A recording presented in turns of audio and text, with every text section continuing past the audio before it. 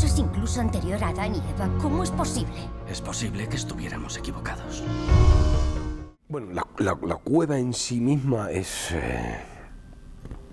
una pregunta increíble, o una respuesta increíble a muchos enigmas, ¿no? Es decir, que hace 25 o 30 mil años el ser humano ya tuviera la capacidad para contar de alguna forma o dejar testimonio de que hemos estado aquí, y dejar un testimonio tan claro, tan nítido, en unas pinturas extraordinariamente modernas, ¿no? Creo que fue Picasso el que, cuando vio aquello, dijo: ya está todo hecho en la pintura, ¿no? Cuando vio las cuevas de Altamira, ¿no? Hace 25.000 años. Cuidado.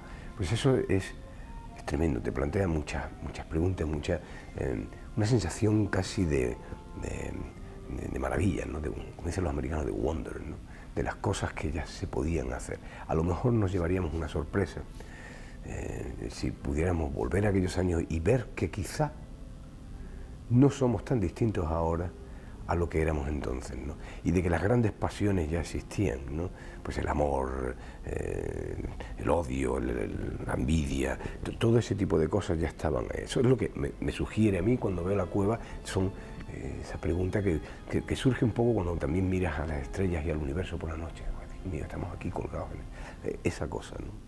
Yo creo que él no se dio cuenta realmente de los obstáculos tremendos que iba a tener que salvar cuando trató de darle sentido y de interpretar lo que allí se encontró, que fue lo que él hizo, en realidad, porque la cueva se descubre por un accidente prácticamente, pero es después, como él gestiona toda esa información, lo que realmente lo convierte a él en un ser interesante, ¿no? Como lo documenta, lo meticuloso que llegó a ser con el encuentro y tal, ¿no? Podría pensarlo de la Iglesia, sí, porque la Iglesia pues tenía unos dogmas muy precisos, ¿no? Las pinturas en términos temporales se escapaba ya a la propia historia de la Iglesia, o lo que la Iglesia planteaba, ¿no? Lo que yo creo que a él lo machacó fue la opinión de la ciencia. Eso es lo que yo creo que él no se esperaba. Él se esperaba ser acogido con interés, probablemente, pues, o lógicamente, examinar todo el trabajo que habían hecho, que se desplazasen hasta allí, pues, los grandes ídolos que él había tenido, Amílcar Cabral y algunos otros, ¿no? Que se desplazasen, viesen realmente y valorasen por sí mismos, ¿no? Discutiesen, hubieran entrado en un debate que para él hubiese sido apasionante, ¿no? Pero eso no sucedió. Simplemente se le cerró la puerta en las narices y se enterró aquello durante muchísimos años, y este hombre él pedía la misma capacidad de razonamiento ideológica que él había empleado en el estudio de aquello, en aquellos que eran sus ídolos, de alguna forma, aquellos que eran las grandes autoridades de la antropología del momento, de finales del XIX en Europa, ¿no? Y eso no se lo concedió la historia, desgraciadamente. Trabajar con niños es muy complicado.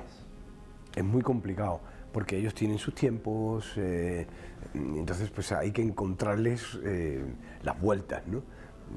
Además, Hugh trató de rodarlo, la relación nuestra, casi en un two-shot. Entonces era complicado, ¿no? Era complicado porque a lo mejor la niña estaba bien en la toma 15, pero yo en la toma 15 ya estaba cansado, ¿no? Entonces era encontrar el equilibrio, ¿no? Básicamente, ¿no? Pero es una niña. Entonces uno se tiene que comprar pues a esa realidad, ¿no?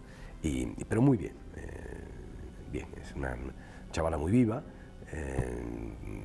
y que yo creo que finalmente, cuando se ve la película, pues le aporta esa vivecilla, ¿no? Ella tiene ese mundillo interior que se deja traslucir, ¿no? En la historia, ¿no? Y después trabajar con Goldshifter, ella es una actriz iraní que además tuvo que huir de Irán para poder seguir trabajando, porque la querían directamente meter en la cárcel porque había hecho una película americana. Ni siquiera se valoró la película.